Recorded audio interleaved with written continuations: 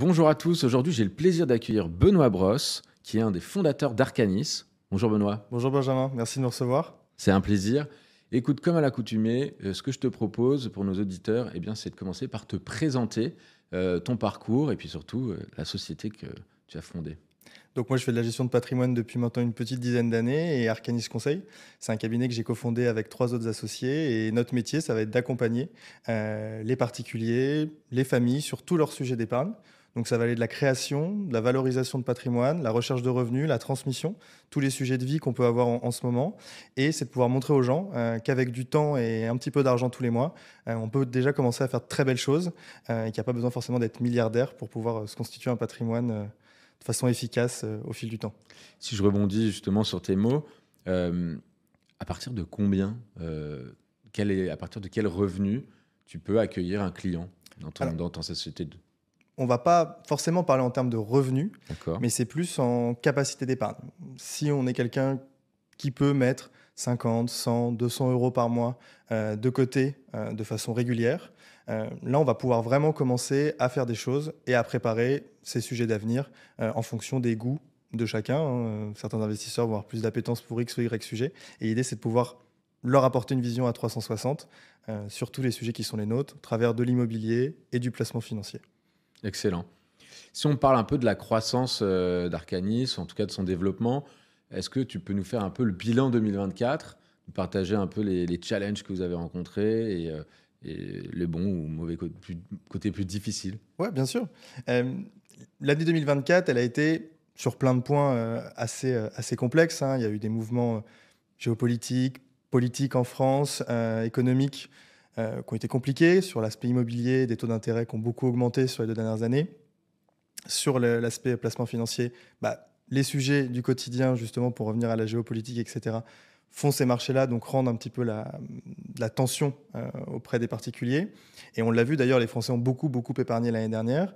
Ensuite, si on veut rentrer dans le détail, effectivement, l'immobilier a été très chahuté. Et donc, ce qu'on a pu nous constater, c'est qu'en étant résilient et en ayant encore plus de regard sur la localisation des biens qu'on va pouvoir acheter, comment on va pouvoir les acheter, qui vont être nos locataires, on peut vraiment toujours faire de belles choses. Et en placement financier, un peu dans la même démarche, essayer de trouver les sociétés qui vont nous permettre d'avoir le plus d'impact, le plus d'intérêt, et de pouvoir identifier tout ça grâce à nos partenaires et nos équipes pour pouvoir justement affronter des années comme 2024, qui reviendront évidemment, et des années plus fastes, comme cette année on l'espère, pouvoir travailler plus tranquillement sur tous ces sujets-là et revenir un petit peu à la normale. Justement, toi qui as une expérience de près de 10 ans en tant que conseiller en gestion de patrimoine, de ce que j'ai compris lors de nos échanges en off, euh, comment tu rassures tes clients sur la période actuelle et comment vous réagissez? Alors, les rassurer, évidemment, ça va être important parce qu'on va faire un métier, évidemment, où il y a un aspect psychologique, voilà, mais le but n'étant pas non plus de mentir aux gens. Évidemment, il y aura des années en fait, qui vont être comme 2024. Quand on prépare un patrimoine, on va travailler sur 25, 30, 35 ans, en fonction du moment auquel on va pouvoir commencer. Donc, pour les gens qui ont aujourd'hui 30 ans, 35 ans, ils ont une trentaine d'années devant eux. Donc, on sait qu'il y aura d'autres années 2024, qu'il y aura des années très compliquées, il y aura peut-être d'autres 2020, d'autres 2008. L'idée, c'est plutôt comment, avec tout ce qu'on va pouvoir mettre en place au fil du temps, comment on va pouvoir justement, dans ces moments-là, faire preuve de résilience et pouvoir au mieux anticiper les prochaines étapes qu'on va pouvoir avoir devant nous. Mais il faut surtout pas céder tout simplement à cette panique et se dire je ne fais plus rien et en fait ne rien faire et ne jamais vraiment avancer. Car on sait évidemment, l'histoire nous le rappelle tout le temps, qu'il y aura d'autres moments compliqués et d'autres moments beaucoup plus fastes pour nous et pour nos investisseurs. Et pour vous, Société Arcanis, c'est quoi un peu, ça représente quoi aujourd'hui en quelques chiffres, son développement? On en est où? Alors nous, on est aujourd'hui une équipe d'une grosse quinzaine de personnes, avec pas mal de conseillers, mes associés. Et en termes de développement, en termes de chiffres, on va collecter à peu près en trentaine de millions d'euros par an, et le but étant de pouvoir développer tout ça au fil des années. Et sur ces 30 millions, comment est un petit peu réparti comment sont réparties les allocations, en tout cas les recommandations que vous faites? Alors, J'imagine que ça dépend du évidemment, profil de l'investisseur. évidemment, c'est du cas par cas. Mais généralement, aujourd'hui, on a un split qui va être 50% plutôt sur l'aspect financier, 50% plutôt sur l'immobilier. Ça va vraiment dépendre des gens qu'on a en face de nous, encore une fois, et de ce qu'ils sont prêts à pouvoir faire, etc. Mais oui, on va être sur à peu près moitié-moitié entre l'immobilier et le placement financier. Et après, on peut sous-catégoriser sur les différentes typologies de placement financier, mais dans l'idée, ça va être ça les grandes masses. Et si on parle de persona, quelque part de cible que tu vas avoir aujourd'hui, c'est qui le persona type d'Arcanis et qu'est-ce qui te différencie eh bien, finalement d'une autre société de gestion de patrimoine, d'autres conseils?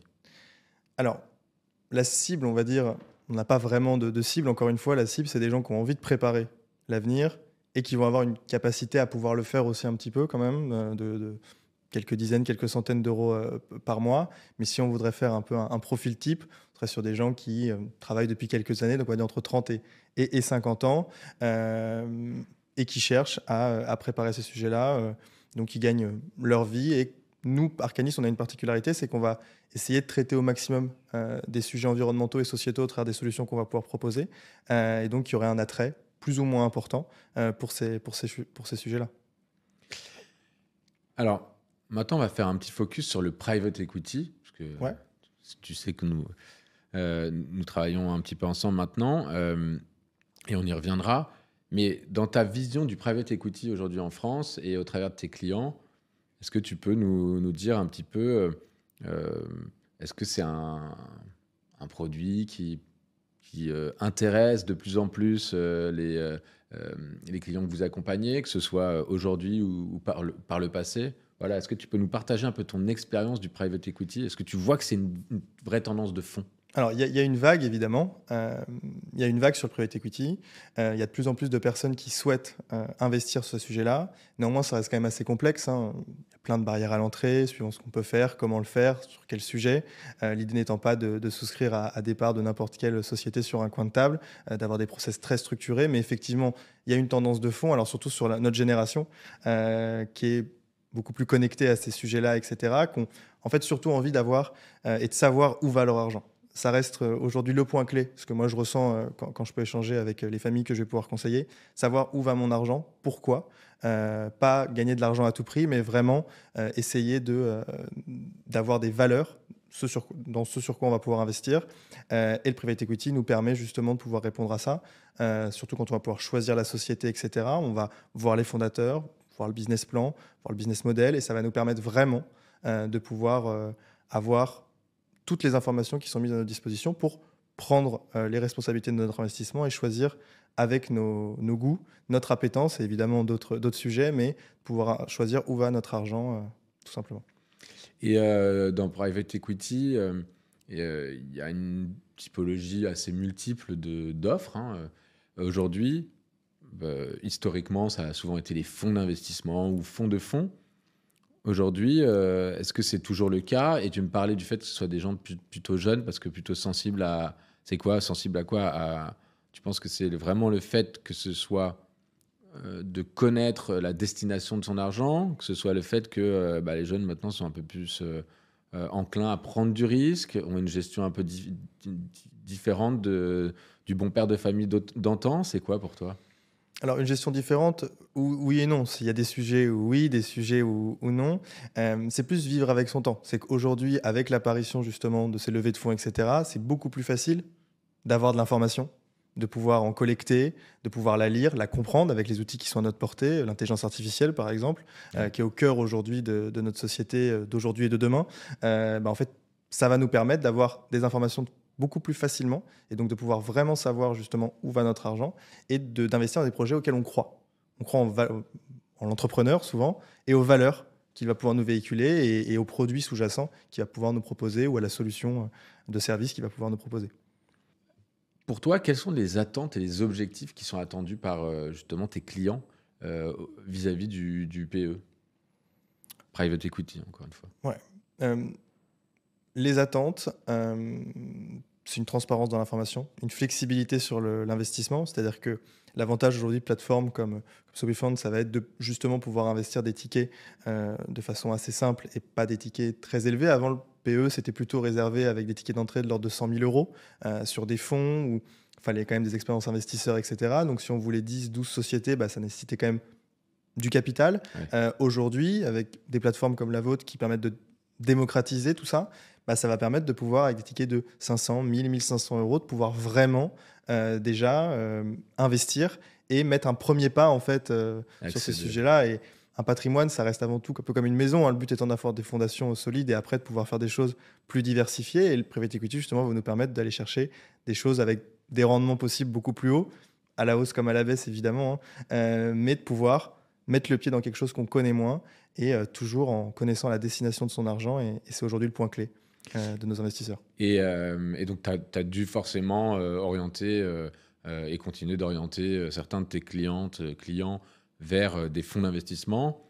On reparlera du financement, du financement de Smart Allocation juste après, mais l'idée, c'est d'essayer de comprendre euh, c'est quoi le ROI attendu. Est-ce que tu leur vends un ROI? Est-ce que c'est plus la diversification de leur portefeuille avec une certaine part de risque? Mhm. C'est quoi concrètement la stratégie quand tu les orientes vers ce type d'investissement? Alors, on ne vend pas un rendement parce D'accord. que automatiquement, on peut avoir de gros problèmes. Si tout se passe bien, ça va aller, mais il suffit que ça se passe moins bien une fois et on peut avoir quelques problèmes. Non, l'idée, c'est de vendre une idée, une façon de gérer son argent, une vision sur le long terme. On sait, qu'en faisant du PE, on va avoir des sociétés qui vont bien se porter, d'autres beaucoup moins bien. Et ça, Mhm. il faut bien que les gens soient au courant. Il y a quand même une probabilité moyen élevée que vous ne retrouviez pas votre investissement Ouais. pour plein de raisons, parce que ça reste des sociétés qui cherchent des financements, qui développent des idées, et donc automatiquement, quand on développe une idée, elle peut être excellente, elle peut être beaucoup moins bonne sur le long terme. Donc, même si l'idée de base peut nous paraître plutôt alléchante, l'idée, c'est de se diversifier et d'aller sur des projets, toujours pareil, dans lesquels on croit. Et des entrepreneurs dans lesquels on croit. Après, on peut se tromper, on a le droit. Et donc, l'idée, c'est de pouvoir investir sur plusieurs sociétés, de se diversifier. Et normalement, si on fait 10, 15, 20, 30 sociétés, on aura On limite le certainement, risque. Ouais. on aura certainement une ou deux belles histoires à raconter. Et peut-être 25 moins bonnes, mais on les racontera quand même. Maintenant, on va attaquer un petit peu l'offre Smart Allocation. Donc, on a le plaisir de t'avoir aujourd'hui comme client sur SoWeFund avec notre offre Smart Allocation.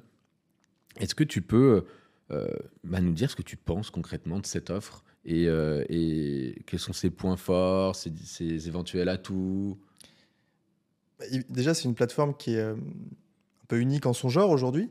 Euh, le gros point positif, c'est que ça permet justement aux gens d'avoir accès à ces financements participatifs, mais sans être complètement laissés dans la nature.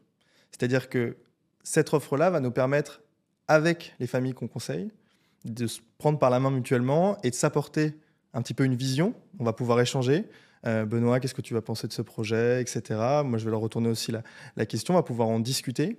Et en fait, en ayant la possibilité et le devoir de choisir 10 sociétés en 2 ans, ça va vraiment permettre de limiter notre risque, puisqu'en plus, on doit avoir une pondération de 10% sur chacune des sociétés. Donc, ça permet en fait d'avoir accès à ça, à ces plateformes-là, mais tout en ayant en fait quand même des garde-fous et pas en se disant ce projet-là en fait il me parle énormément, je vais mettre 5-6 fois plus que ce que j'aurais mis sur d'autres projets et de se dire bon ok il me parle mais bon quand même il y a un risque donc faisons les choses de façon éco-pondérée, ça va nous permettre de limiter le risque et de pouvoir quand même prendre des responsabilités et choisir encore une fois les sociétés, puisque vous avez pas mal d'offres sur cette allocation-là.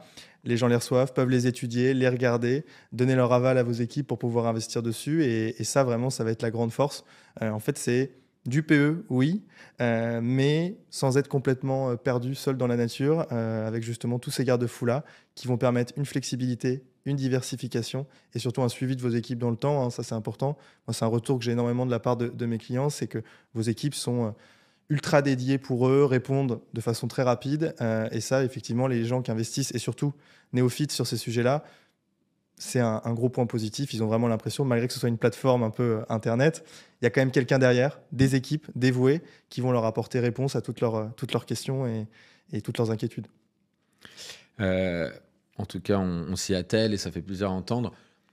Est-ce que tu peux aussi nous dire un petit peu ce qui t'a, enfin, ce qui te motive aussi en tant que CGP de faire appel à cette offre? Tu nous as déjà un petit peu partagé le sujet, mais ce qui va te motiver toi, ce qui va motiver tes équipes, est-ce que ça a été facile finalement ou pas trop compliqué d'onboarder, de partager cette nouvelle offre à tes équipes? Alors, ça n'a pas été très compliqué, puisque c'est une offre, cette offre-là, faite comme vous la faites, c'est une offre qui n'existe pas à la base. Donc en fait, d'avoir cette possibilité-là, encore une fois, nous quand on faisait Ça du peut faire PE, peur, une offre qui n'existe pas. bien sûr, mais le fait de faire du PE dans des fonds ou des fonds de fonds, comme tu disais tout à l'heure, bah déjà, sur les tickets, on rappelle hein, le montant minimum d'investissement qui est de 25 000 euros chez vous, donc à peu près 2 500 euros par société. Ouais. C'est des tickets qui étaient inenvisageables il y a 3, 4, 5 ans en PE dans des fonds avec 10 sociétés dedans. Je le rappelle, mais c'était souvent 100 000 euros minimum, etc. Et donc automatiquement, ça pouvait faire freiner beaucoup d'investisseurs et c'est normal parce qu'on va quand même essayer de ne pas mettre 25 ou 30% de son portefeuille sur ces sujets-là, plutôt 5, 10%, en tout cas ce qui est recommandé par l'AMF. Donc automatiquement, le but et le gros point fort pour mes équipes, c'est de pouvoir le proposer au plus grand nombre.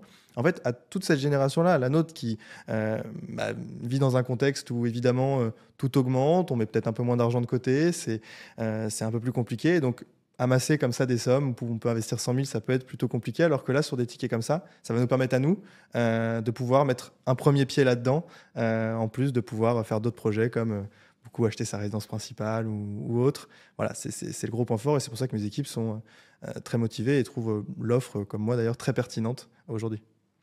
Et, et, et pour rebondir un peu sur le profil de ces investisseurs, aujourd'hui, c'est qui les investisseurs à qui tu recommandes d'investir? Et est-ce que, par exemple, une question que je me pose, c'est est-ce qu'ils ont tous déjà une résidence principale, par exemple? Comment ça se Alors, traduit? pas forcément tous une résidence principale. C'est quand même on est français, donc On aime cet bien avoir une immobilier, voilà, résidence. on a envie d'avoir notre résidence principale, etc. Donc, que ce soit des gens qui l'aient ou pas, en tout cas, il y a ce désir de l'acquérir ou d'en changer. Ou voilà, donc il y aura toujours ce sujet-là. Mais la cible, déjà, c'est des gens curieux. Des gens curieux sur ces sujets-là et qui ont vraiment envie de pouvoir piloter leur épargne avec diversification. Et je le répète et j'essaierai de le répéter, en ayant cette envie de choisir où va leur argent, Hmm. de connaître, entre guillemets, l'entrepreneur, de pouvoir prendre part aux décisions et de pouvoir, à terme, raconter de belles histoires. Est-ce que tu peux nous dire un petit peu ce que tu penses aussi concrètement, tu nous l'évoquais tout à l'heure, mais ce que tu penses du processus d'investissement? Ouais. Comment il se traduit concrètement avec l'outil? J'ai l'impression que ça, tu me disais tout à l'heure que ça crée du lien avec ton client, que tu lui montrais les startups lors de tes échanges.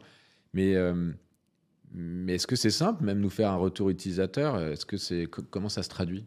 Alors oui, parce qu'en plus, nous, on est dans des métiers où, on va dire, l'aspect digitalisation de nos services est quand même assez complexe. Ouais. Donc, avoir aujourd'hui une plateforme bien faite, où le parcours, pour nous, en tant que conseiller en gestion de patrimoine, pour pouvoir inscrire les familles qu'on conseille et nos clients là-dessus, effectivement, c'est très bien fait, c'est très simple. La plateforme, la plateforme, que ce soit pour l'utilisateur final, pour le conseiller, est très bien faite. Et donc, effectivement, on a un parcours de souscription d'un quart d'heure, 20 minutes, donc relativement court euh, par rapport à ce qu'on peut voir dans d'autres supports d'investissement, type immobilier ou autre, où ce sont tous les process qu'on connaît. Donc toi, tu me disais que c'était surtout le fait de savoir où va son argent. Est-ce que, euh, est-ce que tu peux aussi peut-être nous partager, est-ce que c'est le fait, enfin tes clients, ils aiment cette offre parce que c'est innovant, parce que c'est quoi, parce que c'est de l'économie réelle, c'est vivre une aventure entrepreneuriale, Ouais. c'est tout ça à la fois. Enfin, C'est comment toi tu c'est- le perçois? ouais, c'est de l'économie réelle. Et en plus sur des sujets qui sont ultra diversifiés. Je pensais à quelques levées de fonds que vous avez pu mettre en place, mais des sociétés comme Continuum, aujourd'hui comme Asolia par exemple, qui sont sur deux sujets complètement différents. Algosource aussi, qui traitait du sujet des algues et des nutriments présents. En fait, ça permet d'avoir un éventail de sociétés dans lesquelles on va pouvoir investir qui soit très diversifié, à la fois, les gens qui auraient plus d'attrait pour tout ce qui va être food, on va pouvoir en avoir. Si on veut plutôt l'aspect santé, bien-être, on a aussi des offres qui sont disponibles. Et surtout qu'on voit que sur 2 ans, quand on voit déjà sur les 6-8 mois de recul qu'on a, le- la diversification dans les offres de financement qu'on a pu avoir, ça nous laisse espérer que, ça c'est plus sur vos équipes qu'il faut compter, mais ça nous laisse espérer quand même de nouveaux très belles salves de financement avec des sujets très variés. C'est-à-dire qu'on ne va pas être cantonné à de la tech sur 10 sociétés. Non, on va pouvoir en faire une ou deux, on va pouvoir avoir d'autres sociétés. Aujourd'hui, moi je vois qu'il y a beaucoup d'envie sur les sujets de bien-être, Ouais. de santé. Ouais. Et donc, il y aura aussi ça. Et après, peut-être qu'il y a des gens qui sont plus sur l'aspect tech. On parlait là, juste avant, d'une société qui aide les services ressources humaines à se développer. Voilà, c'est encore une diversification qu'on peut avoir. Donc, l'avantage justement d'avoir cette allocation-là avec 10 sociétés, c'est l'éventail aussi de solutions qu'on va pouvoir avoir. Certes, on reste sur un sujet, le PE, mais en fait, ce sujet est tellement vaste que ça va nous permettre de pouvoir choisir bon nombre de secteurs différents. Justement, dans ces sociétés que tu présentes à tes clients, il y a aussi un aspect fiscal Ouais. qui peut être entendu. Comment tu le présentes justement à tes clients parce que c'est hyper intéressant. Depuis tout à l'heure, on parle de Smart Allocation et tu as vraiment privilégié l'investissement, la diversification, le, euh, le sens. Euh, bon, il y a aussi une petite cerise sur le gâteau, normalement, Ouais. qui est l'avantage fiscal. Comment tu le défends, comment tu le partages à Mais tes clients? exactement quand tu viens de le faire. Cerise sur le gâteau. Effectivement, il y a un avantage fiscal, hein, on le rappelle, hein, il y a cette allocation nous permet d'investir sur 2 typologies de sociétés qui soient labellisées JEI, donc Jeunes Entreprises Innovantes, ou JEIR, Jeunes Entreprises d'Innovation et de Rupture, qui vous donnent un avantage fiscal de 30 pour les JEI et de 50 pour les JER. Donc ça veut dire que nos clients vont avoir 50 de réduction d'impôt sur une JER du montant qu'ils vont investir. Donc si on prend un exemple très simple, on investit 1 000 euros, on va avoir une réduction d'impôt de 500 euros. Donc évidemment, ça va aussi nous permettre de limiter un peu l'impact pour le client en termes d'investissement, puisque certes, il va Limiter un peu investir, le risque voilà, aussi. limiter le risque. Néanmoins, il ne faut pas voir l'aspect fiscal comme un but en soi. Il y a toujours ce risque-là derrière, etc. Oui, il va y avoir un avantage fiscal. Il y a une cerise sur le gâteau, comme tu l'as justement dit, du fait d'investir sur ces sujets-là. Néanmoins, il ne faut pas le voir comme ça. Il ne faut pas se dire, je veux absolument faire de la défiscalisation, je vais faire ça. Non. Une défiscalisation à ce niveau-là, évidemment, comporte un risque. Et donc, il faut avant tout croire en le sujet, en la société.